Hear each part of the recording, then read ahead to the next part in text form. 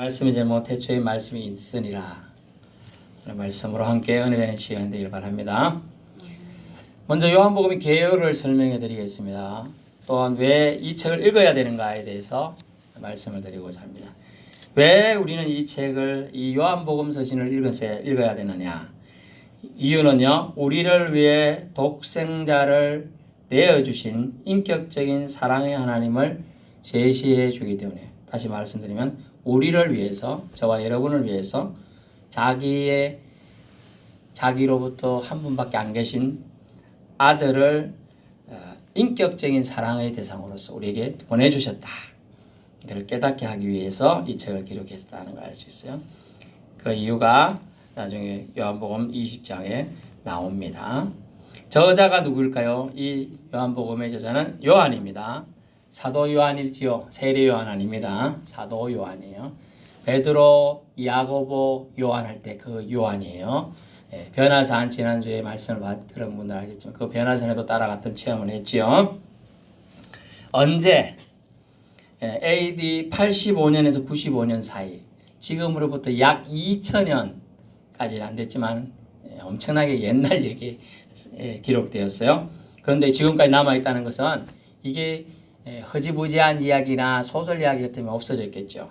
지금도 서점에 가보면 얼마나 많은 책들이 쓰여지고 출간되고 출판되는지 몰라요. 그렇지만 없어져요. 기억이 안 남아요. 나중에 하나의 휴지책으로 없어지는 게 대부분이에요. 하지만 이 요한복음은 성경에 기록되었기 때문에 2000년이 지난 지금도 우리가 읽을 수 있는 것입니다. 어디서 기록되었느냐? 에베소 지역이에요. 에페소란다는데 오늘날 터키 지역, 우리나라가 6.25 전쟁에 휩싸일 때 터키라는 지역, 중동 지역에 있는 나라인데 그 나라도 우리나라에게 파병을 해서 북한으로부터 중국군, 즉 중공군, 소련군으로부터 이 땅을 지키는데 그래도 도와준 우방 국가예요. 터키에 있는 지역에서 이 요한복음을 썼습니다. 기록 목적은 요한복음 20장 31절에 나오는데요. 이유는 예수님이, 즉 하나님의 아들 그리스도이심을 선포하기 위해서요. 그리고 예수를 믿으면 생명을 얻는다라는 걸 알려주기 위해서 기록을 했습니다. 근데 누구에게 그러면 이것을 썼느냐? 이방인 신자들을 위해 썼어요. 제가 마태복음 한다 그랬잖아요. 마태복음은 이제 좀 더 유대인에 가까운 복음인데, 이 요한복음은 이방인 신자, 특히 철학자들과 헬라 철학자들과 또 씨름하는 자들, 그 철학적 논쟁이 심각했어요. 그리스 지역에는 이 논쟁 저 논쟁, 만물의 근원이 물이다, 공기다, 불이다, 뭐 이런 논쟁부터 많이 논쟁이 일어났을 시대에 참신이 제우스다, 아폴론이다, 라다, 만몬이다, 뭐 이런 얘기를 많이 할 때에 영지주의자들이 나타나가지고 뭐 이런저런 얘기를 해요. 그거 뭐 헛소리지 이러면서 예수님이 오셨는데 영으로만 오셨기 때문에 인간의 고통을 받지 않았기 때문에 그런 것이다. 뭐 이런 얘기도 막 하니까 그것에 대한 반론으로 사실은 기록이 된 겁니다. 요한복음은 우리가 성경을 좀 보시면 마태복음, 마가복음, 누가복음과 조금 관점이 달라요. 그래서 마태, 마가, 누가복음은 공간복음서라 그래요. 관점이 비슷하다고 해서. 그러나 요한복음 다릅니다. 이 공간복음서와 다른 점은 요한복음은 예수님 중심으로 기술이 되었어요. 예수님 중심으로.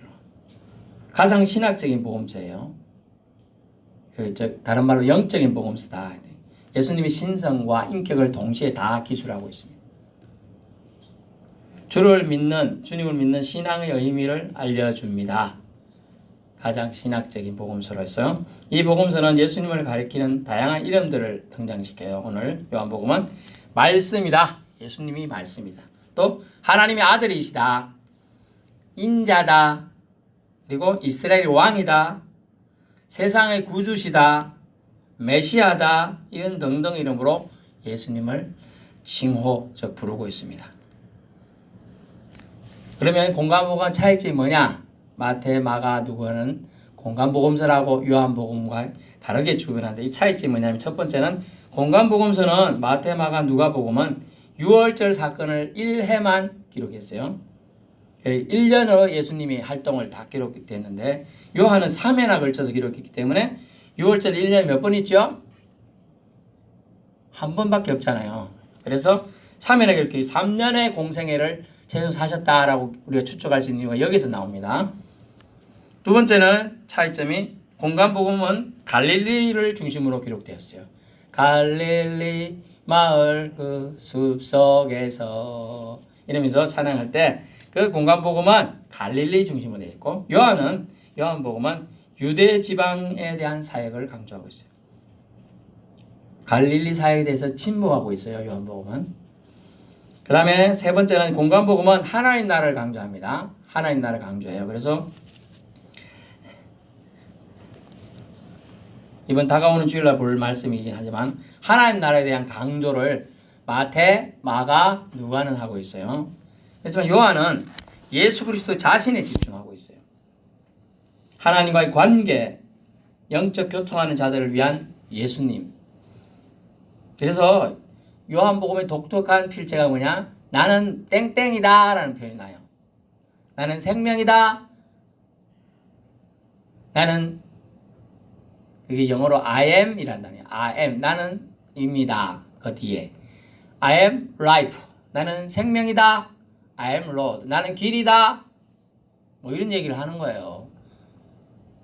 I am truth 나는 진리다. 뭐 이렇게 말을 합니다. 이런 말을 I am 나는 뭐라고 말할 정도면 여러분 어떤 사람이 여러분보다 어린 사람이 나는 이러면 좋겠어요? 보통 우리나라는 gem양법이 있어요. 저는 이렇게 하잖아요. 근데 나는 이렇게 말해요. 그러니까 자기 자신을 신적인 권위로 인정하고 표현하는 것이고 자기 권위가 하나님께로부터 왔음을 알려주는 표현이 되겠습니다. 그래서 영적 교통하는 자만이 이런 표현을 쓸 수가 있어요. 네 번째는 공생의 초기에 요한복음은 성전 정화를 2장에 거의 맨 앞부분에 나옵니다. 그런데 공간복음은 사역 말기에 성전 정화 사건이 나오죠. 거의 끝부분에 나옵니다. 제 아들 갈릴리에서 부르심이 공간복음에 이제 나옵니다. 요한복음의 제자 중 일부는 유대 땅으로부터 불렀다. 이런 표현 요한복음에 좀 더 구체적으로 기술이 되게 되겠어요. 다섯 번째, 요한복음은요 비유가 없어요. 비유, 패러벌이란 단어인데 마태복음, 마가복음, 누가복음 비유가 많이 나와요. 씨 뿌리는 비유, 뭐 천국 비유, 뭐 이런 비유들이 요한복음에는 안 나와요. 단지 요한복음은 그 대신에 표적이 나옵니다. 여러 가지 표적. 공간복음서는 표적 기록이 덜 돼 있는데 6가지 표적이 기록되지 않았는데 그것이 요한복음에만 기록이 되어 있습니다. 그리고 요한복음은 개인적인 대화 방식으로 기록이 많이 되어 있습니다. 제 아들에게 더 집중했으면 할 수 있어요. 여섯 번째, 요한의 복음은 예수님의 인성을 부인하는 영지주의 반발로 기록되었어요. 영지주의. 예수님은 신성만 있고 좀 전에 말했잖아요. 인성은 없다. 그렇기 때문에 누가 때려도 안 아프다. 근데 예수님 고통 느꼈죠?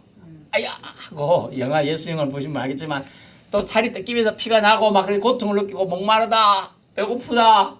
뭐 이런 얘기를 다 하셨잖아요. 그죠? 이게 인성을 안 입은 사람은 그런 줄 몰라요. 여러분 만약에 누가 꼬집었어. 아야! 해야 되는데 아무 느낌 없어. 그럼 어디 가야 돼요? 병원 가야죠. 고통을 못 느끼면 병원 가야 돼요.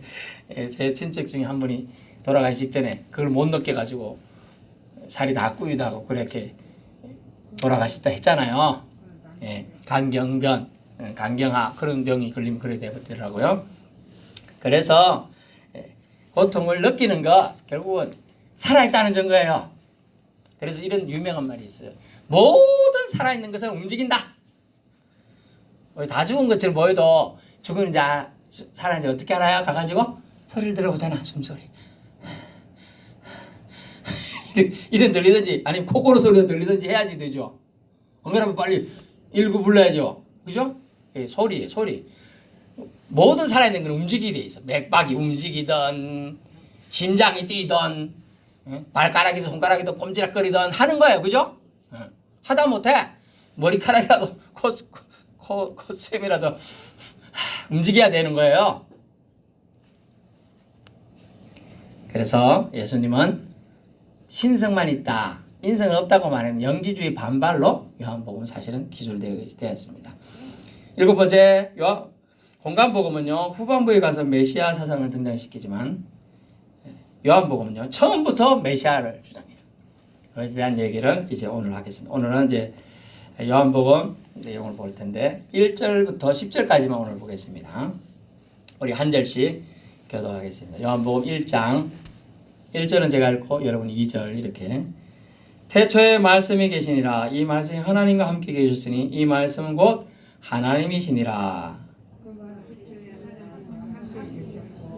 만물이 그로 말미암아 지은 바 되었으니 지은 것이 하나도 그가 없이는 된 것이 없느니라.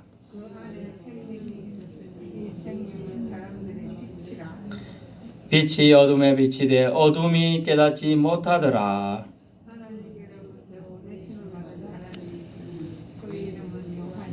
그가 증언하러 왔으니 곧 빛에 대하여 증언하고 모든 사람이 자기로 말미암아 믿게 하려 함이라.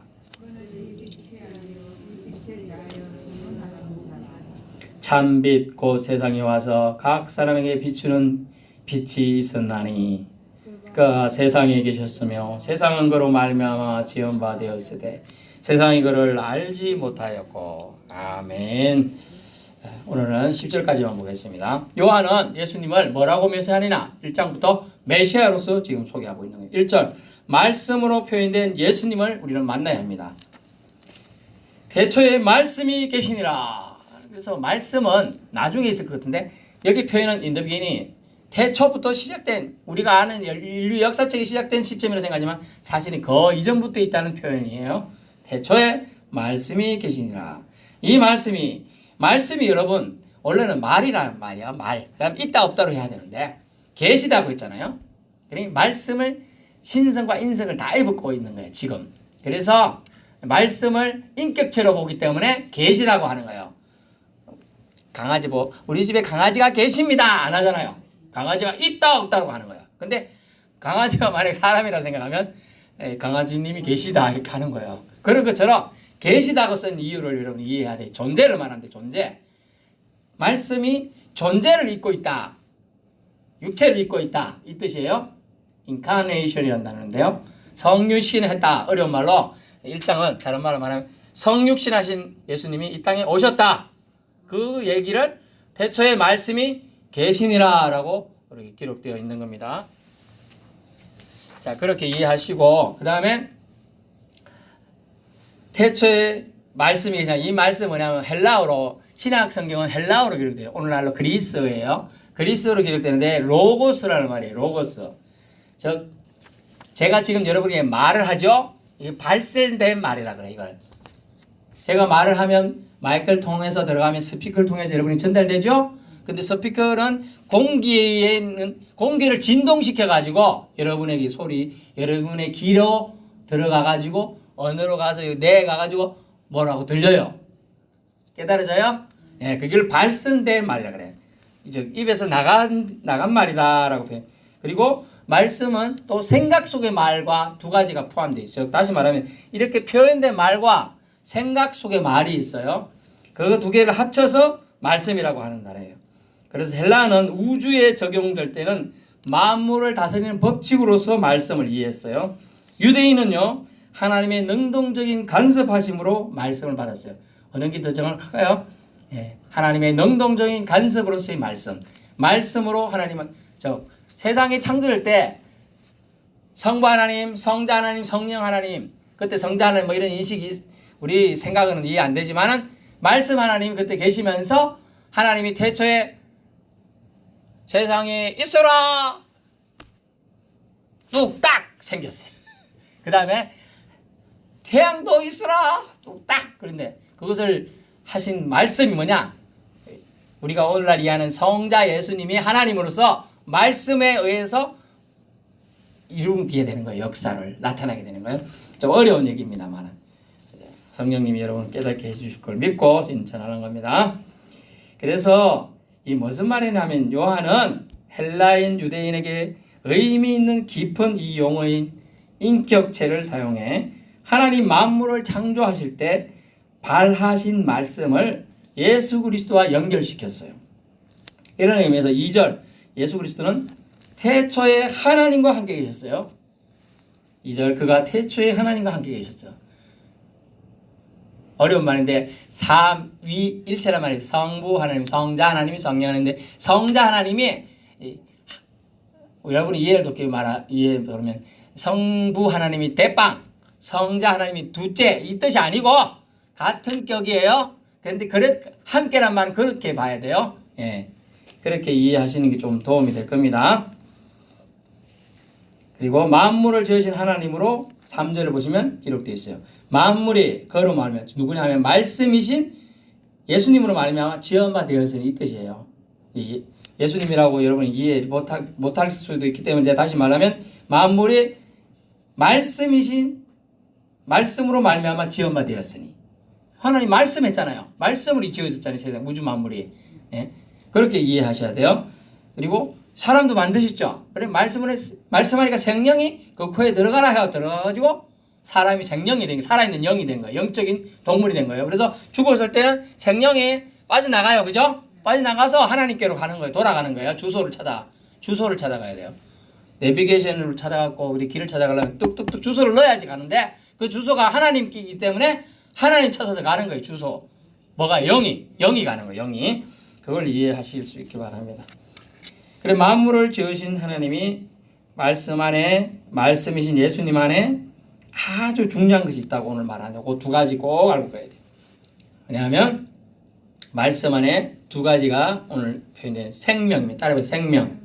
예, 말씀은 생명을 품고 있어요. 그 다음에 말씀은 빛이다. 예, 두 가지를 품고 있어요. 4절 5절 보세요. 그 안에 생명이 있었으니 이 생명은 사람들의 빛이라 라고 말해요. 그럼 빛이 어둠에 비치 어둠은 깨닫지 못하였더라. 아멘. 자, 이게 말씀이자 말씀이 지금 100%입니다. 우리나라 속담이 참 어디서 왔는지 몰라도 아주 근거가 전혀 없는 게 말에 씨가 있다 라면 알죠? 안 들어봤어요? 말씀에 씨가 있다는 거예요. 말에 우리 좀 더 나간 말이 있죠. 말에 가시가 있단 말도 있죠. 말에 그러니까 의미가 있는 거예요. 우리가 말을 뱉으면 그 말이 없어지는 게 아니고 말은 나가면 반드시 열매를 맺어요. 이게 나쁜 결과를 맺든지 좋은 결과를 맺든지 말은 반드시 열매를. 그 말이 뭐냐? 말씀이에요. 하나님은 그리고 우리가 말한 걸 다 듣고 있는 이유가 그거예요. 말은 하나님의 본성이에요. 말씀이 즉 예수님이기 때문에 그 본성에서 말이 주어지기 때문에 말에는 뭐가 있느냐? 오늘 본문에 반드시 기록한 것 생명이 들어있어요. 말에 씨앗이 들어있는 거예요. 말 안에. 그러니까 그 씨앗이 뭐냐? 생명이에요. 여러분 어떤 씨앗을 우리 봄에 추수를 기다리면서 봄에 뿌리잖아요. 그냥 뿌리는 것도 있잖아요. 헛뿌리기도 하고 뭐 우리가 심는 것도 있지만 헛뿌리기 이렇게 뿌려서 뿌리 놓으면 자라잖아요. 그죠? 그러니까 나중에 좀 자라면 뽑아가지고 다시 옮기기도 하지만은 뿌리기도 한단 말이죠.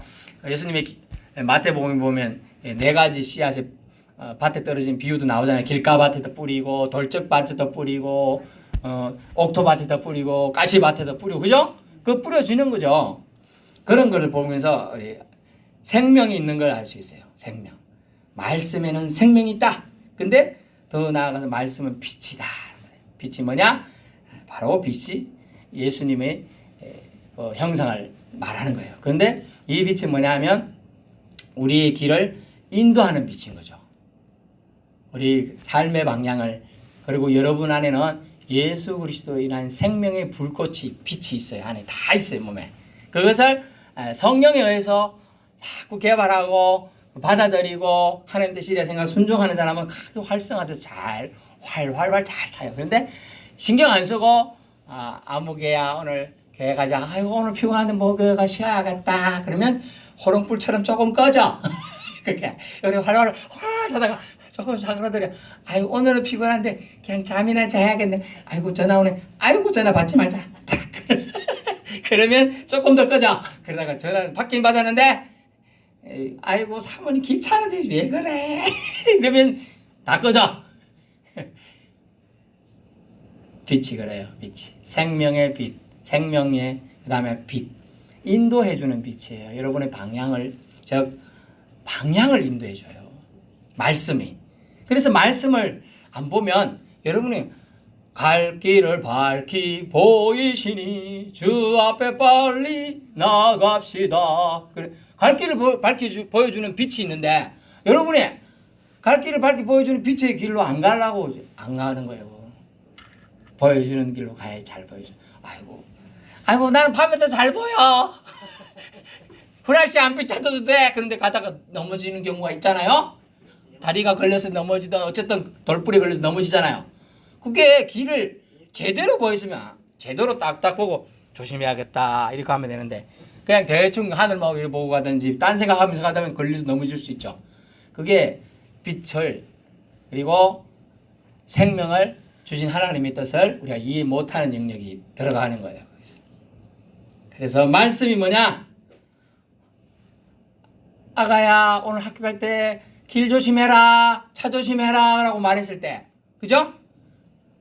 아이가 엄마 말이든 아빠 말이든 어른 말 잘 들으면 길 갈 때 좌우를 살피고 길을 건너겠죠? 그런데 그렇게 좌우를 살피고 길을 건너면 생명을 자기가 보존하죠? 에? 그래요. 그런데 아이고 나는 그런 게 신경 안 써. 쾅! 사고 나는 거예요. 저 극단적인 얘기를 들지만 말씀을 그런 의미가 있는 거예요. 그래서 신명기사를 보면 구약에 보면 생명과 축복을 네 앞에 두노니 네가 하나님의 말씀을 받고 지키면 생명이 있고 복을 받을 것이야. 근데 안 지키면 저주와 화가 재앙거리가 네 가문에 줄줄줄 생겨날 거야. 이렇게 적어놨어요. 여러분 이왕 살 거 생명과 복 받고 살고 싶지요? 예, 그러려면 어찌해야 될까요? 생명을 우리 속에 숨겨두시고 주신 하나님의 사랑을 우리가 받아들이고 아멘으로 받아야 될 줄로 믿습니다. 예, 그래서 아멘으로 받으면 돼요. 그래서 오늘 말씀 그 아멘이 뭐냐? 뭐에 우리가 아멘 해야 되겠습니까? 말씀이라는 거예요. 그 말씀은 누구라고요? 예수님이라는 거예요. 그러므로 예수님은 이렇게 말했어요. 요한복음 6장에 내가 곧 길이요 진리요 생명이니 나로 말미암지 않고는 아버지께로 올 자가 한 명도 없다. 그러니 너희들이 하나님 아버지를 믿고 천국에 가고자 하는 사람들은 다 예수 즉 나를 믿어야 된다 라고 말하면서 예수님 믿어야 된다고 얘기한 거예요. 그러자 그 옆에 지나가던 대제사장들과 서기관들과 바리새인들이 저놈의 새끼 뭐라 카노 돌 던지자 막 이렇게 한 거예요. 그러면 예수님이 그걸 당신들 그러다 저주받는다 얘기 안 하고 그냥 피해서 가셔요. 몰라서 그렇다 생각하고 봐주시는 거죠. 여러분 오늘 말씀을 잘 새겨야 돼요.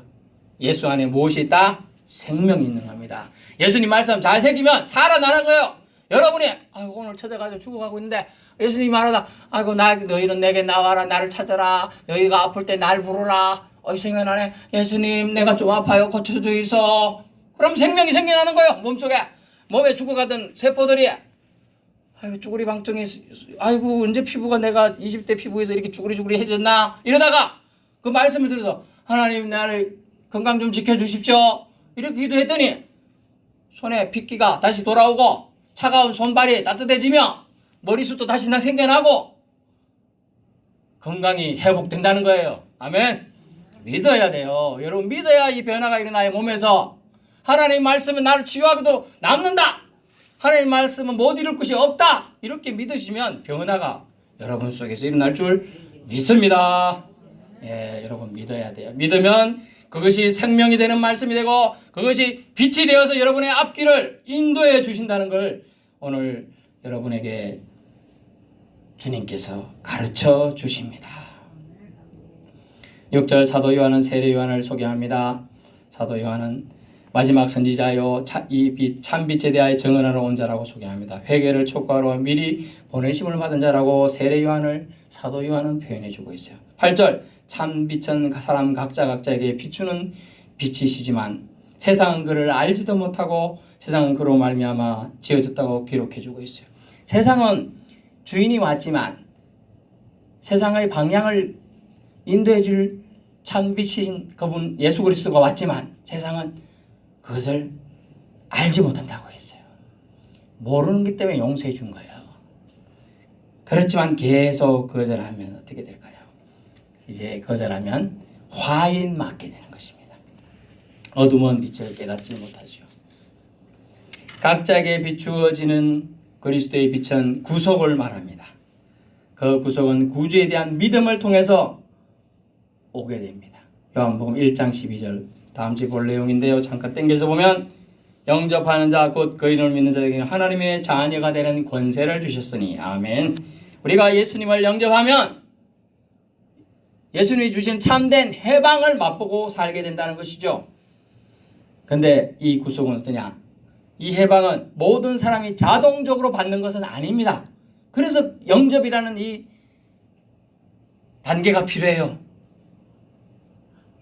황 집사님, 예수님 믿으시죠?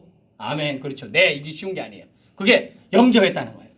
우리 이준걸 집사님, 예수님 믿으시죠?